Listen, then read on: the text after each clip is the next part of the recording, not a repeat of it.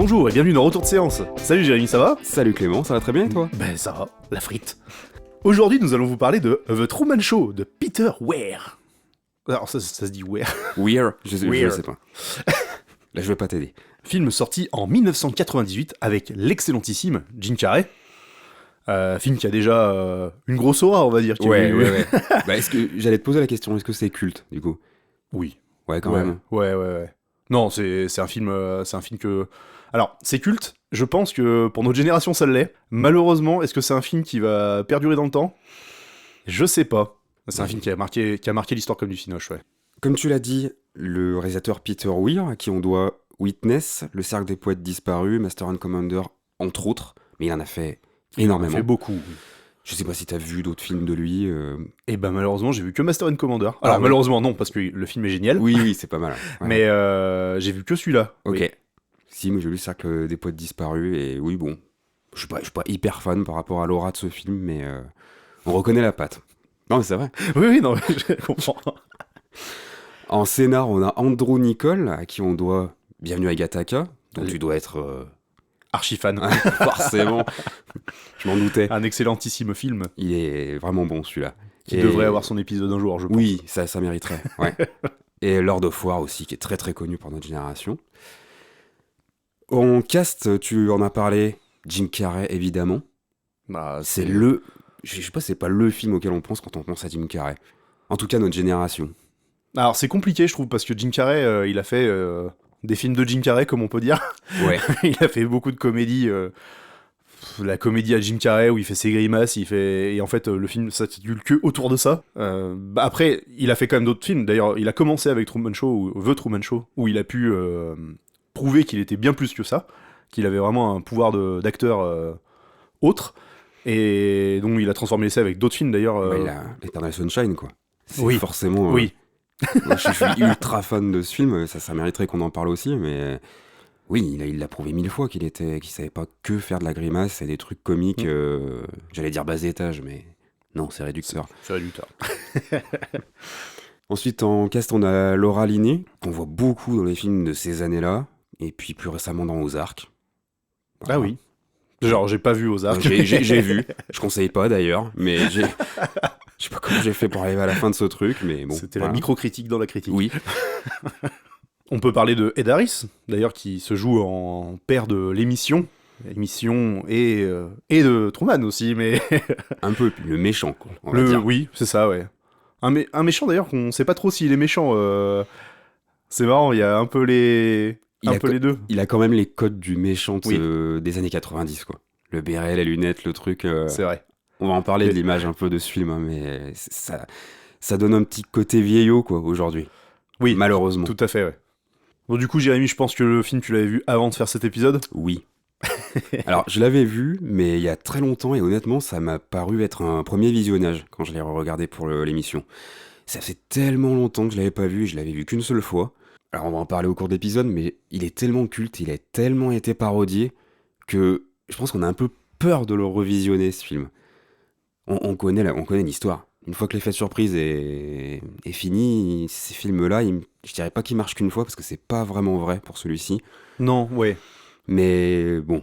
Et oui, j'avais déjà aimé à l'époque, et là j'ai encore apprécié le re-regarder, avec des petits défauts dont on va parler, mais ça reste une bonne expérience, et il fait partie de ces films qu'il faut voir pour voir la suite et pour voir tout ce qu'il a pu inspirer derrière. Que ce soit en série d'aujourd'hui, en plein de choses, c'est quand même un petit monument, hein, Oui. ce Truman Show. Carrément. Tu l'avais déjà vu toi aussi? Oui, bah pareil, je l'avais vu étant beaucoup plus jeune. Et c'est vrai que c'est marrant, comme tu dis, ça c'est des films vraiment où on a peur de les revoir parce qu'on a peur un peu d'être déçu. C'est les films où on a fait son aura pendant sa jeunesse, des fois quand on tombe dessus, on se rend compte qu'on était peut-être un peu plus facile à accepter des choses. Et il y en a tellement. Ah, il y en a des millions, c'est un truc de fou. Je vais même pas fait me lancer dans une liste, mais je pense que chacun a un exemple d'un film qu'il adorait en tant qu'enfant, qu'il a pu revoir en tant qu'adulte et qui s'est dit « Ah, mince, j'en regardais une meilleure image ». Ça nous arrive tous. Ça, oui, voilà. Après, oui, du coup, je l'avais vu quand j'étais petit. C'était vraiment un film que j'avais adoré. J'avais vraiment surkiffé quand j'étais petit. Mais pareil, je l'avais vu il y a tellement longtemps que un peu oublié. Puis, Le concept de base, je l'avais, mais après, les images marquantes du film, je les gardais en tête. Après, il y a plein de petits détails que j'étais quand même passé à côté à l'époque. moi aussi, j'allais en parler, mais on le regarde pas avec les mêmes yeux aussi, hein. Ça C'est fait ça. partie de ces films-là qu'on voit petit, ils marchent très bien. On le voit grand, il marche aussi, mais pas pour les mêmes raisons. Oui, il y a il y a quand même plusieurs niveaux de lecture sous cette couche assez simpliste du pitch de base. Ah, c'était le but de l'opération, je Oui. pense, hein. Carrément. Alors, je vais essayer de me lancer dans un petit pitch du film. Le film raconte la vie de Truman, vedette de télé-réalité, qui vit dans un monde créé de toutes pièces depuis sa naissance, et lui seul l'ignore. Donc le film va nous raconter ses premiers doutes et cette espèce de quête de vouloir s'en sortir.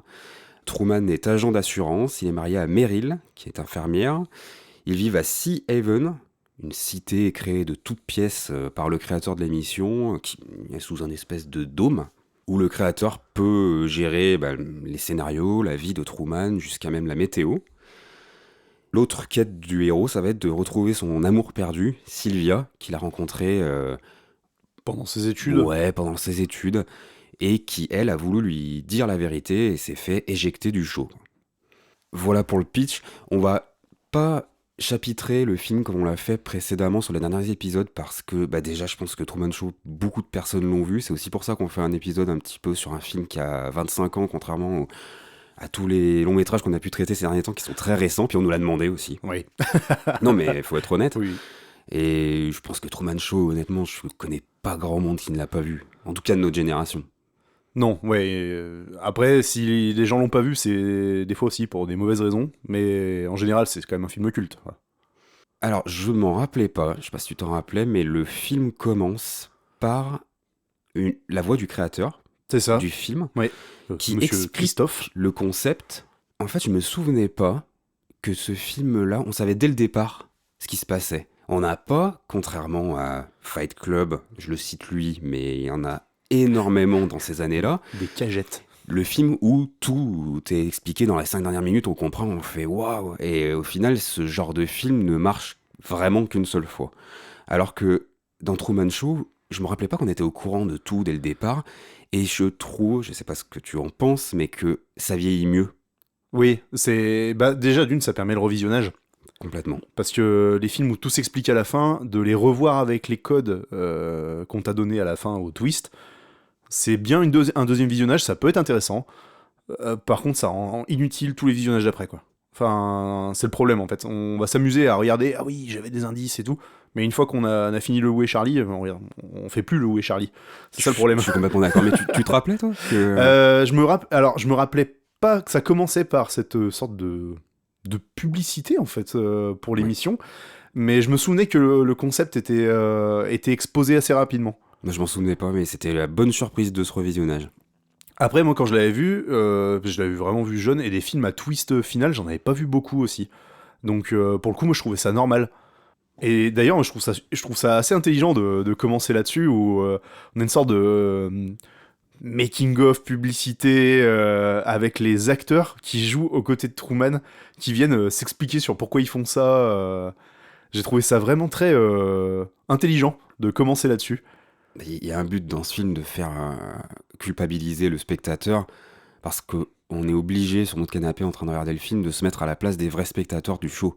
Oui. Il y a ce but-là, hein. Oui, non, mais carrément. Et ça marche dès le départ, je trouve. Et encore, moi, je trouve que c'est même pas le spectateur que je trouve qui est vraiment à culpabiliser dans ce truc, je trouve que c'est vraiment les acteurs. On en reparlera le long du film. Oui, Je trouve que vraiment la démarche, quand on voit Meryl qui dit la vie que j'ai, c'est une vie bénie parce que je suis aux côtés de Truman tous les jours. Alors au début, on le sent pas trop, on voit vraiment le vernis et on y croit au début. Mais le film, en avançant, après, ce vernis se barre aussi chez les acteurs et chez les figurants. Et je trouve ça vraiment intéressant comme niveau de lecture.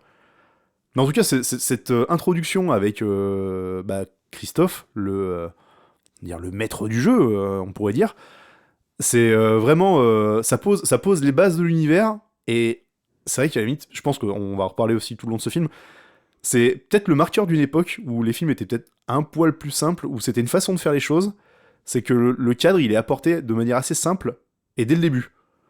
On va dire, il n'y a pas de ah, vous avez deviné, nanana. Dans ce que tu viens de dire, il y a du vrai, c'était très avant-gardiste, on se rend pas compte à l'époque Mais comme tu le dis, il y a peu de films qui étaient montés comme ça, et qui étaient faits dans ce sens-là. Ce qui est fou pour un film de 98, bah, du moins un film de cette époque, c'est qu'il n'y a pas de générique de début. En fait, on l'oublie un peu parce que maintenant il y en a plus jamais. Maintenant il y en a plus. C'est devenu une façon de faire les films que le générique avec le titre du film se passe à la fin. Mais si on regarde des films des années 80-90, on a en général une ouverture avec une musique, avec le nom des acteurs, le titre du film, c'est Et interminable. ça dure 10 plombs. Ça c'est ce que dure j'allais 10 dire. plombes, ça... Puis c'est le témoin d'une époque, donc en fait, on se dit, c'est vraiment lourd ce quoi qui faisait ça. Nous, on veut voir un film. Là, le film commence, ça affiche The Truman Show, et bam, on est dedans. Il n'y a pas Ouais. les acteurs. C'est un peu comme si aussi ils avaient plus de choses à dire que les autres films pour l'époque et qu'ils n'arrivaient pas à la rentrer dans le format de l'époque. On en parlait du format aussi, mais ça fait partie de cette palanquée de films des années 90 qui ne font que 1h30, alors, entre 1h30 et 1h40, et c'est hyper court. Et arriver à nous raconter une histoire aussi quand même travaillée que celle de Truman Show, en 1h30, c'est un record quand on voit aujourd'hui. Bah, le moindre film maintenant passe les 2h30, avec des films qui racontent parfois, c'est sans être méchant, mais des films qui racontent beaucoup moins de choses. C'est vrai. Et, oui, c'est vrai qu'on l'oublie un peu ce plafond, le plafond des 2 heures qu'il y avait à l'époque. Ouais. Un autre truc très malin que j'avais complètement oublié parce que je l'avais vu trop jeune, mais les postes publicitaires à Oui. l'intérieur du Les placements du de film. produits. C'est hyper intelligent. Puis c'était vachement avant-gardiste aussi, quoi. En 98, alors nous, on se rendait pas compte, bon, déjà, on était trop jeunes, et la télé-réalité avait pas trop démarré en France, En en France, Europe. du moins. Oui. Alors qu'en Amérique, c'était déjà le cas depuis un petit moment, et c'était déjà une critique de ce qui se passait aux States, mais nous, on a presque découvert Truman Show avant ou en même temps que les premières télé-réalités. Quand on voit le succès de la télé-réalité et ce que c'est aujourd'hui, c'est fou, quoi. Mais On est vraiment... Plus ça va et plus on se rapproche de ce maximum et de ces curseurs qu'ils avaient poussés à fond dans ce long métrage. et c'est ce qui est balèze, c'est que à l'époque, ils ont poussé les curseurs à fond. Ça aurait pu tomber dans une parodie avant l'heure. Et en fait, non, la critique est quand même assez bien faite. Ouais, ça fait presque flipper. Ça- c'est flippant à quel point c'est quasiment c'est juste quoi. Aujourd'hui, quelqu'un nous sortirait ce concept à la télé et je pense qu'il y a une partie de la population qui dirait ouais c'est bien, c'est cool. C'est une bonne Vas-y, idée. On Ouais. veut ça, c'est une bonne idée. C'est c'est en ça que The Truman Show est quand même un film d'anticipation qui fonctionne assez bien. Oui, et puis le film est sorti à une époque où c'était pas aussi dark qu'aujourd'hui. On peut en parler maintenant, mais Truman Show, c'est un peu l'ancêtre aujourd'hui de Black Mirror. Tout à fait. Sauf que Black Mirror est dans notre ère d'aujourd'hui, et on en a déjà parlé dans plein d'autres podcasts, mais les films sont beaucoup plus dark, sont beaucoup plus sombres, vont beaucoup plus loin, c'est toujours un truc sombre, voilà. Et Truman Show l'est pas tant que ça. Je trouve que les spectateurs sont pas... on n'a pas envie de les détester non plus. On se met aussi à leur place. Ils Oui. sont fans du show, ça leur parle à fond, ils regardent ça 24h sur 24, mais on n'est pas... on leur en veut pas de ça dans ce film. On en veut aux créateurs, mais on n'en veut pas aux spectateurs. Je sais pas ce que t'en penses. Moi, je suis d'accord. En fait, il y a un côté un peu où on peut s'identifier à tous les personnages du film. En fait, c'est ça qui est assez fort. Il y a pas quelqu'un dans le film où on a envie de le détester. Il y a pas même je pense au créateur du jeu de l'émission, Christophe, qui est comme tu l'as dit, il est habillé comme un méchant de l'époque. Déjà, c'est Ed Harris, et Ed Harris, ça fait beaucoup de rôles de méchant. Il a ses petites lunettes rondes et son béret. C'est un peu bizarre, une sorte d'ailleurs un peu de parodie de Steve Jobs à l'époque, j'ai l'impression. Ah, il y a Steve Jobs peut-être est de ça. une parodie de lui, je ne sais pas, mais qui a Oui, copié puis qui il a son fief aussi. Il C'est a bien son le truc des fief, années 90. c'est à la il a son repère du mal, à la GoldenEye, à tous les... carrément. Ouais, mais il y a un truc, quoi. Et puis il a ses sous-fifres, dès qu'il arrive, tout le monde se met debout, oh, attention, il y a le chef.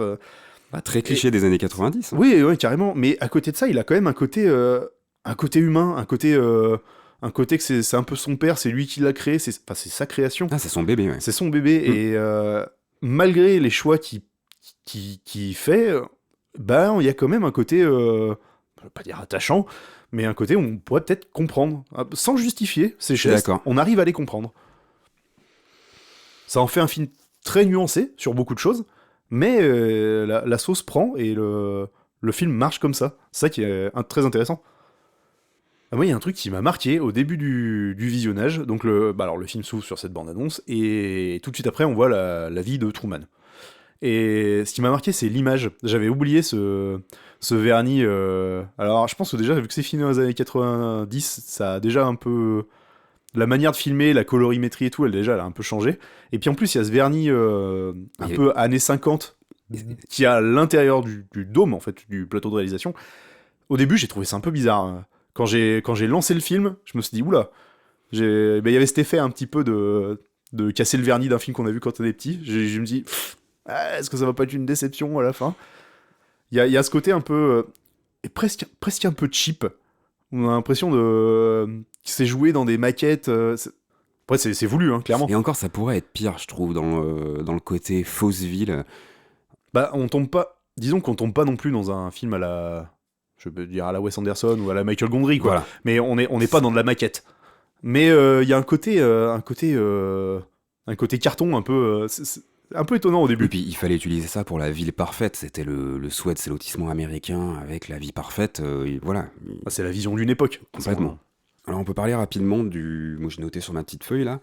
La phobie de l'eau du personnage principal qui lui a été imposée à cause de la mort de son père qui est complètement fake et qui est une scène du début de l'émission, en fait. C'est très intelligent, puis il y a beaucoup de messages là, derrière ça. De la peur de l'inconnu, la peur de voyager, tout est fait pour qu'il ait peur d'aller à un autre endroit que dans sa ville natale. C'est vachement bien foutu, ça. C'est hyper intelligent. Et puis, c'est amené au spectateur d'une manière, mais sur une sorte de pseudo-flashback. Et aussi les avis des téléspectateurs. C'est ça qui est hyper bien amené. C'est pas caché. C'est pas dit complètement. De toute façon, le film est tout dans la nuance, du début à la fin. Et là, encore une fois, ça marche super bien. En gros, on a ce flashback de son père qui se noie dans le truc. D'ailleurs, on sait même pas comment lui, il est revenu... il est revenu à terre, c'est même pas expliqué, mais on s'en fiche parce que c'est passé à un flashback à la télé, avec la petite musique larmoyante, tout ça. C'est habile, voilà. Et aussi par le biais quand il achète son magazine. Il achète toujours le même. Il achète le même pour sa femme. Et en fait, on se rend compte tous qu'on fait tous la même chose, tous souvent. Et qu'on va pas aller à côté. Et effectivement, on ira à côté. Est-ce qu'il y aurait quelque chose ou pas? Non, mais il sert à ça, ce film. Ah oui, non, mais bien sûr. Bah, il questionne sur le truc. D'ailleurs, c'est expliqué par Christophe, le réalisateur de l'émission, avec une phrase que j'ai trouvée hyper percutante, qui dit « Chacun accepte la réalité du monde auquel il est confronté. » Tout à fait. Et c'est la meilleure. Ah, oui. C'est un peu... De toute façon, toutes ces œuvres-là où, en gros, on nous ment, on vit dans une simulation, on peut pas citer des Matrix, on peut citer des trucs... tous ces trucs-là, ou même des thèmes moins fous, comme tu disais, Fight Club, sont toujours sur ce thème, en fait. C'est toujours sur... en gros, est-ce que tu crois à ce que tu vois, mais est-ce que est-ce que t'es sûr, tout ça, c'est toujours sur le doute. Et puis c'est un thème qui est accroché à ces années-là. On a plein de films qui le traitent. Oui. Aujourd'hui, c'est moins vrai. On a arrêté un petit peu avec ça, je trouve. Bon, le thème, il a été poncé aussi, oui, je pense. Grave. Parce que maintenant, on peut plus faire ça. Le petit truc qui m'a dérangé au revisionnage, mais c'est pas grand-chose. On se demande comment Truman fait pour imaginer notre réalité que la sienne. En fait, il essaie de s'en sortir, mais on se demande de quoi il essaie de sortir, puisqu'il n'a jamais connu la réalité. Alors bon, je pense que je vais un peu trop loin dans le truc, mais aujourd'hui, on traiterait pas ça de la même manière. Je trouve ça un peu naïf. Il essaie de se sortir, de se dire qu'il a un libre arbitre et tout un petit peu, mais comment il le connaît tout ça, puisqu'il a toujours vécu là-dedans? On se demande ce qu'il cherche. Je sais pas, j'ai trouvé ça un petit peu limite au revisionnage. Ouais, je vois ce que tu veux dire. Après, je pense pas qu'il cherche à se libérer... Alors, comment dire? Je pense qu'il cherche à se libérer de la vie qu'il a. En fait, c'est un peu le... Parce que, bon, clairement, c'est expliqué, il a 30 ans, et c'est un peu la crise de la trentaine. Il veut voyager, il veut tout plaquer, il veut littéralement se barrer et faire autre chose. En fait, moi, je pense que c'est plutôt ça. C'est pas qu'il veut casser la vie qu'il a, c'est qu'il a soif de faire autre chose. Ouais, mais on se demande comment il en connaît l'existence. Je sais pas si tu vois ce que je veux dire, mais... Oui, après... Je vais trop loin. Je cherche l'impardonnable, là. Mais... Non, mais après, je pense que dans la volonté de faire une réalité, on va dire, réelle, je pense qu'en gros, ils n'ont pas caché l'existence du monde, tout ça. Parce que ça aurait pu aussi, hein. Voilà, ça y est, j'ai trouvé l'exemple. On n'a pas ce truc qui lui montre tout ce qui existe à côté à la Hibernatus. Alors attention, le parallèle, là. Le parallèle de Montfranchouillard, là. Mais tu vois, c'est tout con, mais dans Hibernatus... Il fallait tenter ce grand écart. Mais ouais. Mais cette scène, elle est hyper marquante, je trouve, dans Hibernatus, où quand il allume la télé et qu'il voit le truc, mais franchement, c'est un truc que je me rappelle toute ma vie. Et dans Truman Show, on l'a pas, cette scène-là. Non. De l'ouverture du monde et dire, oh, c'est ça en fait ce qui est en train de se passer, on l'a pas. Et du coup, et j'ai toujours cette question de me dire, mais comment il le sait? Je pense pas que Truman, en essayant de sortir de l'émission, il a envie d'une nouvelle vie. Il a juste envie de continuer ce qu'il est, en fait. Je pense que c'est ça. On voit d'ailleurs une scène où il est tout petit qui dit qu'il veut explorer, qu'il veut visiter. Je pense qu'il se sent étouffé dans cette bulle qui prend de plus en plus de place. Et lui, ça lui convient de moins en moins. Et le problème, c'est que la liberté qu'il a d'évoluer là-dedans, elle n'existant pas, c'est de plus en plus oppressant et il veut juste se déplacer. Il veut pas tout péter. Oui, ouais. Non mais ça marche quand même, hein. Attention, je dis ça, Oui, oui. je cherche la petite bête, mais ça marche Je suis très bien. d'accord. Alors, pour accrocher plus à la trame principale du film, comme on dit, on suit Jim Carrey dans sa vie et dans sa bulle. Le doute commence avec la scène du projecteur, qui m'avait marqué, moi, étant petit. Le projecteur avec marqué le nom d'une étoile, et Sirius, si je dis pas de conneries, sur le projo. J'avais trouvé ça hyper intelligent, et de la manière dont c'est justifié juste après. Ah ouais, le avec scénar. la radio qui dit qu'un avion a perdu des pièces parce qu'il était en difficulté. Et d'ailleurs, on avait parlé de la phobie de l'eau, mais il y a la phobie de l'avion aussi qui est assez bien exploitée. Où à la radio on dit vous avez votre billet d'avion? Non, ah bah, c'est bien parce qu'il y a toujours des accidents, toujours ça. L'agence de voyage fictive qui est dans le film où toutes les affiches au mur c'est que des affiches sur qu'est-ce qui peut mal se passer si on part de chez soi.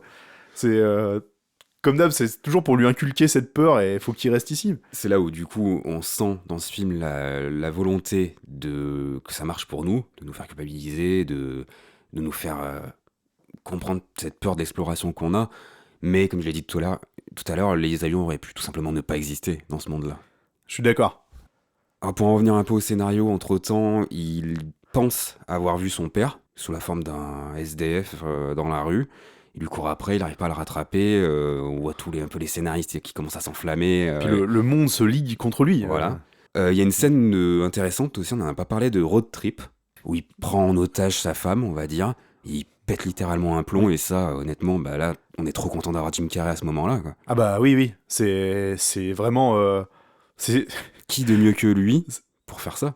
Mais de toute façon, c'est là-dedans qu'il excelle. Après, il excelle dans tout. Clairement, moi je trouve que Jim Carrey, c'est un acteur qui est vraiment ultra polyvalent et qui a cette capacité à tout jouer et de la jouer de la manière la plus sincère possible.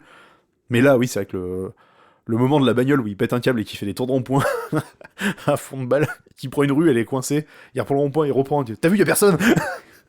C'est excellent. Ah, c'est génial. Et puis ça met un peu d'action aussi. Au niveau du rythme, ça met quelque chose, cette scène. Oui, parce que le film est globalement un peu lent dès le début. Ouais. Voilà, la mise en place du personnage de Truman dans cette bulle est un peu lente. C'est voulu dans le rythme aussi. En gros, il y a cette paranoïa, ce doute plutôt, le doute avant la paranoïa qui s'installe petit à petit, qui est d'ailleurs crescendo avec le rythme. Là, je te propose qu'on parle de la scène qui, pour moi, est la scène la plus ouf du film. Enfin, en tout cas, c'est ma préférée, c'est celle qui m'a le plus marqué, c'est la réintroduction du père. Je trouve que ça marche, mais un truc de dingue, et surtout avec les spectateurs qui sont comme des dingues. Et franchement, mais je me suis mis à la place des spectateurs. En fait, on est trop cons. Non, mais oui, tu vois, une finale de Pékin Express, pour moi, ça marche, quoi. Mais je me suis vu à la place des spectateurs en train de regarder ce type de truc, quoi. Et ce qui est trop balèze, c'est qu'on voit la scène se passer, mais surtout on voit la création de cette scène. Mais grave. Avec le réalisateur, avec le mec au clavier qui joue sa petite musique pour faire larmoyer tout le monde. Mais ça marche à 400%. C'est génial. Comme il dit, plan large, plan serré, là tu resserres, là tu mets le truc. Et en fait, on retrouve tous les codes de ce qu'on a déjà vu. C'est génial. Mais du coup, il y a ce côté culpabilisant du voyeurisme de la télé-réalité, on va dire. Mais il y a ce côté aussi culpabilisant de dire c'est fait par 3 Pékins dans une salle de commande. Complètement. Et l'émotion, elle est là. Mais même si on le sait, le fait de le voir et de le vivre dans ce film, mais c'est fou comme c'est contemporain et que ça marche toujours. Cette scène marchera toujours. Aujourd'hui, la télé-réalité, ça se finira jamais. Enfin, on le sait, c'est bon. Ah bah oui. C'est un fait, ça fait partie de notre société, c'est comme ça. Mais ouais, c'est magique. Voilà, rapidement après cette super scène avec le père, qui est la scène dramatique de l'émission, et c'est aussi pour les 30 ans qui voulaient un truc marquant. Oui. C'est très malin. Ils fêtent les 30 ans de l'émission en même temps qu'un gros événement, c'est vraiment un truc de fou quand même. Donc après, tout s'enchaîne vachement rapidement. Truman trouve le moyen d'échapper aux caméras. Il essaye de s'en aller. Et donc l'émission, vu qu'ils ont des caméras partout, ça aussi c'est quand même bien vu, mais ils se servent de leur caméra pour le retrouver. Ils n'y arrivent pas parce que c'est de nuit, donc ils génèrent le jour avec leur machine, puisque c'est sous un dôme, pour plus facilement retrouver leur héros. Et on a, d'ailleurs, Boys Afraid est un gros clin d'œil à cette scène. Carrément. C'est même plus qu'un clin d'œil, je pense que c'est un hommage, on peut Ah le dire. oui. C'était vraiment une aparté. Et donc la scène du bateau et le fameux dialogue un peu christique, on va dire, Totalement. avec le créateur qui est dans le soleil, c'est ça? Oui, Et dans le qui- ciel, dans le avec ciel, les nuages, avec le Donc il soleil. parle à son créateur dans le ciel, il y a un truc super intelligent là-dedans. Ça marche et ouais, le dialogue est cool. Et là, c'est marrant, je me rappelais pas que la fin, j'avais un espèce de souvenir de Truman qui voyait le monde normal, mais en fait pas du tout. Je sais pas, quand on est gamin, on s'imagine des trucs des fois. Mais je pense qu'on imagine tous la fin, en fait. C'est ça le truc. Voilà, aussi. mais on l'a pas. Non. D'ailleurs, pour cette époque, c'est quand même assez rare de voir un film qui se finit comme ça. Maintenant, de nos jours, ça se fait bien, ça, des films qui ont pas de fin. Ça se fait même beaucoup. Avec un petit twist et on imagine la fin. Alors je suis moyennement d'accord avec ça. Ah ouais. Alors peut-être tout récemment, oui, mais année 2010, il fallait toujours tout expliquer. D'ailleurs, je trouve qu'on a souvent des préquels, des séquelles, des trucs qui font qu'on doit avoir une explication à tout, alors qu'à une époque, on l'avait pas forcément, et c'est ça qui faisait le charme, de pas avoir de fin, et d'avoir ce truc à la Stephen King où, bah, non, faites-vous votre idée, et voilà. Ouais. Oui, mais tu vois, j'ai plein d'images marquantes de films de cette époque où quand le héros arrive à passer outre ces trucs, il y a toujours une petite scène de 30 secondes où on le voit un peu émerveillé de ce qu'il voit. En même temps, c'est hyper habile de voir ce Truman qui fait sa révérence et qui passe par cette porte, et voilà. Fini. Ah ouais, Alors le film carrément. finit pas là-dessus, il y a encore 2-3 petits trucs, mais on voit les spectateurs, on voit la télé qui se coupe. Et d'ailleurs, une scène assez marrante aussi, où on voit les spectateurs pleurer devant leur télé pour dire voilà, c'est fini. L'image qui se coupe, et on voit deux sortes de gardiens de parking, policiers, on sait pas trop, qui disent qu'est-ce qu'on regarde maintenant? Ça a tellement pris une place dans leur vie à tout le monde que ouais, qu'est-ce qu'on fait là? Et puis encore une fois, nous, sur notre canapé, on marche, quoi. On a l'impression, on dit, bah ouais, nous aussi, qu'est-ce qu'on regarde maintenant? Tu vois? C'est ça. Je l'avais un peu dit en intro, je voulais revenir là-dessus. Je trouve qu'il est très bien fait. La première fois que je l'ai vu, ce film, j'avais vu surtout Jim Carrey qui luttait contre ce monde. Là, maintenant, en le revoyant, je trouve qu'il y a beaucoup plus de choses. Par exemple, le côté culpabilité des acteurs et le côté que ça pèse sur tout le monde, ce mensonge. Parce qu'on sent que ça pèse sur Jim Carrey, sur le personnage de Truman, parce que le monde se resserre un peu autour de lui, il est mal à l'aise, il n'arrive pas à comprendre nous. Mais je trouve que sur les acteurs et les figurants, ça se voit énormément aussi. En gros en fait, ils sont tous forcés de jouer cette vie. En ayant accepté ces rôles, ils peuvent pas se barrer, en fait. Pour que le monde soit cohérent, ils sont liés à tout ça. Notamment le personnage de sa femme, J'allais le dire. de Meryl, qui au début, c'est la femme au foyer. Enfin, pas la femme au foyer, du coup, chez le boss, mais la femme américaine parfaite des années 50. J'ai fait ça, j'ai fait ci, là. J'ai fait les courses. Le sourire et tout. Le sourire ultra bright. Bonjour, regarde. Elle joue très bien. Les placements de produits. La scène où il s'engueule et qu'elle place une boîte de cacao. c'est génial. Et en fait, on voit ce vernis se barrer chez les acteurs. Et notamment, la scène qui m'a fait le plus... Alors, parce qu'avec Meryl, c'est clairement montré qu'elle est en train de péter un câble. Et c'est même justifié après, en gros, avec le réalisateur dans une interview qui dit « Elle va quitter la saison, elle va partir, ils vont se séparer, voilà, c'est comme ça. » Là où je trouve que c'est mieux encore, c'est le personnage de son meilleur ami, quand il lui annonce le retour de son père. Et là, comme c'est joué, c'est pas un personnage qui doute, on n'a pas l'impression qu'il doute, mais on sent je trouve qu'on arrive à sentir un peu le dilemme moral quand même au fond de lui. Le mec, il fait ça pour ses raisons, je sais pas, pour sa paye, pour son truc, parce que il sait faire que ça. Mais à côté de ça, il y a ce côté, il est en train de balancer à un gars, mec, je suis ton meilleur ami, si tout serait si tout serait faux, c'est-à-dire moi aussi je serais dedans. Tu sais que je pourrais mourir pour toi, et t'as l'impression que je serais dedans. C'est horrible ce qu'il lui dit. Il lui ment ouvertement le mensonge le plus dégueulasse de l'histoire. Et en même temps, ça se voit qu'il y croit pas. On arrive à le voir un peu quand même. Ouais. C'est bien joué. Ah, mais le film est quand même dramatique, oui. Et d'ailleurs, ça se voit, on arrive à... Tout ce vernis, même d'ailleurs des figurants, ils pètent complètement à la fin quand tout le monde cherche Truman, qui fait une sorte de battue dans la ville, où tous les acteurs qu'on a vus au début, ils en ont plein le cul, ils en ont marre. Genre les deux jumeaux, les vieux, là, qui font le placement de produits tous les vrai. matins en le collant contre une affiche, qui disent, mais il est où ce connard, je veux le voir tout de suite.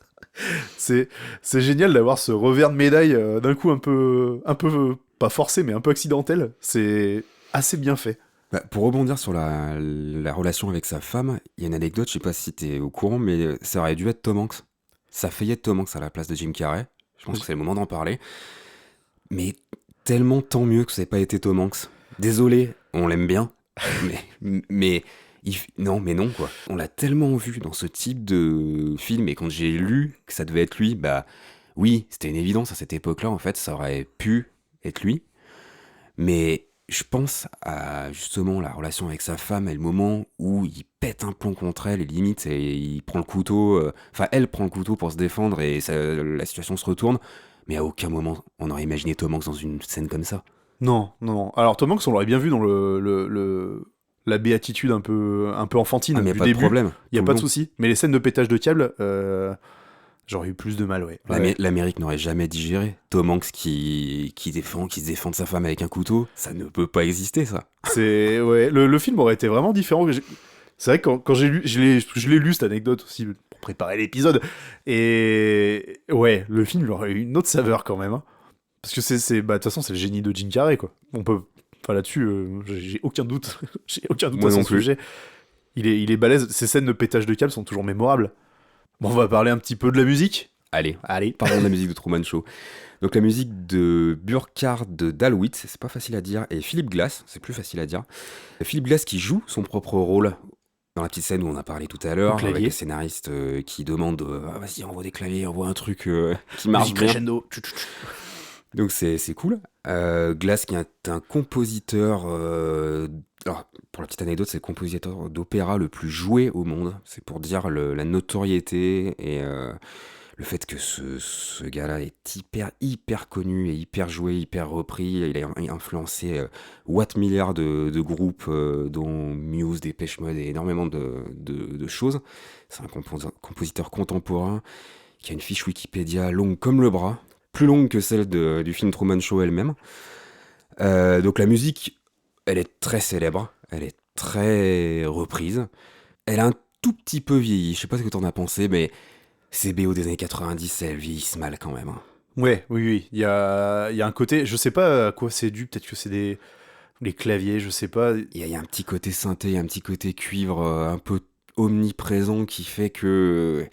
Et puis je ça a pense pris que un petit coup de contrairement aux pelle. années 90, aux années 80, où on n'a pas fait encore le comeback, et du coup c'est désagréable à entendre. Parce qu'un film des années 80, maintenant, avec les synthés, ça passe bien, parce que... Parce que Stranger Things, Parce que Stranger Things, parce que les années 80, c'est clairement à la mode en ce moment, donc il y a ce revival. il y a ce côté-là où c'est cool, et les années 90 n'ont pas encore eu droit à ce traitement, Ouais, et je du regarde, coup et c'est marrant parce que ça fait dater. je suis dans ma phase des films 90, je regarde plein en ce moment, j'ai regardé Gattaca là, il y a pas longtemps, j'ai regardé...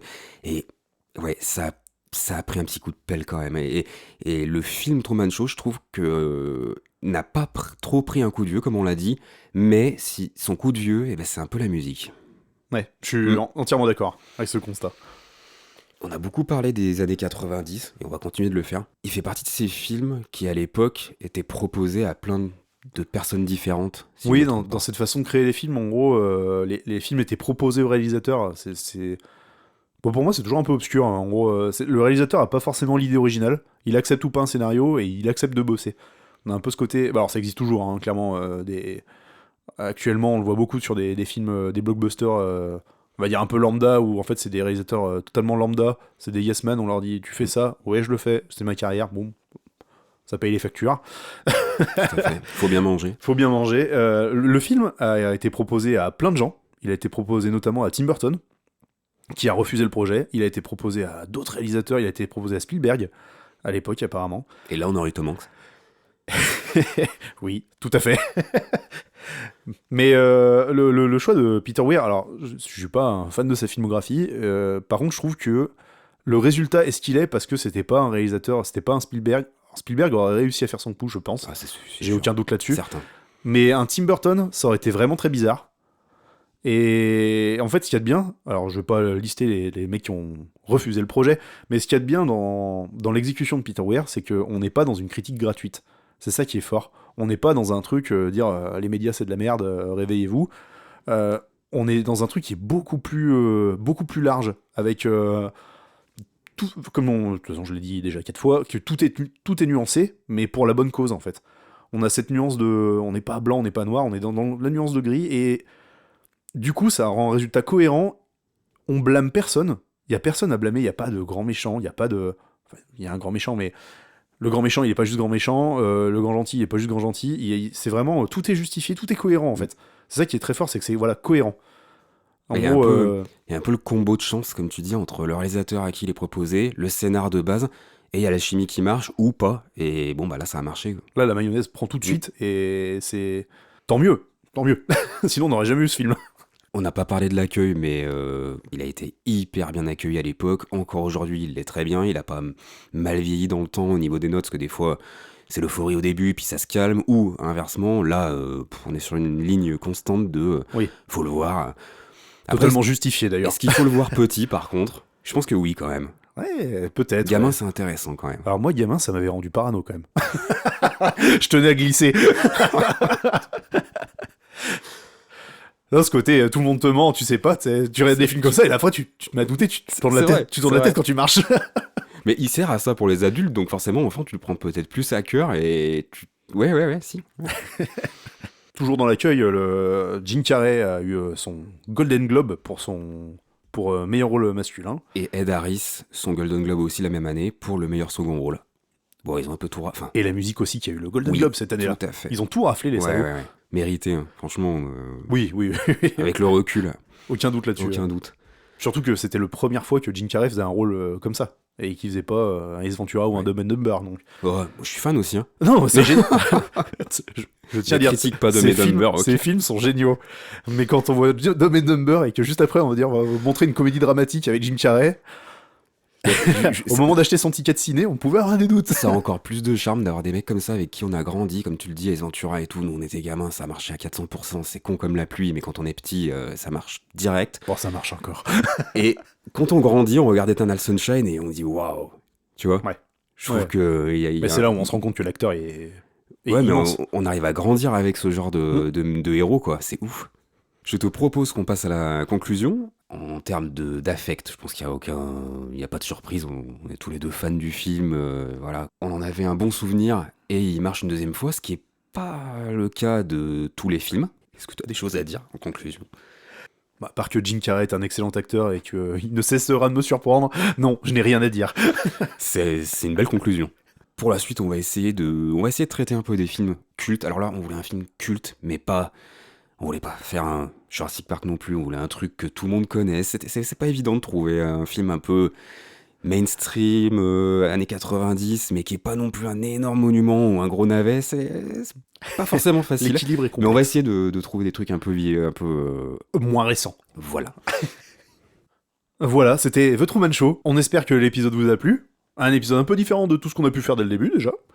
Et n'hésitez pas à nous donner vos avis et puis des petites idées aussi si vous avez de ces films ces années-là, puis vos avis, votre nostalgie par rapport à tout ça, si vous en regardez toujours aussi des films des années 90. Et on vous dit à très bientôt. À la prochaine. À plus. Film sorti en 1997 avec l'excellent... 98. Oh Ah ouais. Je sais pourquoi j'ai 97. Ah, le doute. Bon. Attends, on va faire un coup Parce que voilà, j'ai Plex, il m'a dit 97. Et d'ailleurs, pour un film de 97, ce qui est assez fou, c'est qu'il n'y a pas le générique de début. 98. 98. Merde. Je recommence. Voilà, c'était The Truman Show. C'est nul. J'ai failli dire par Peter Weir, mais on l'a déjà dit 6 fois. C'est bon, merde.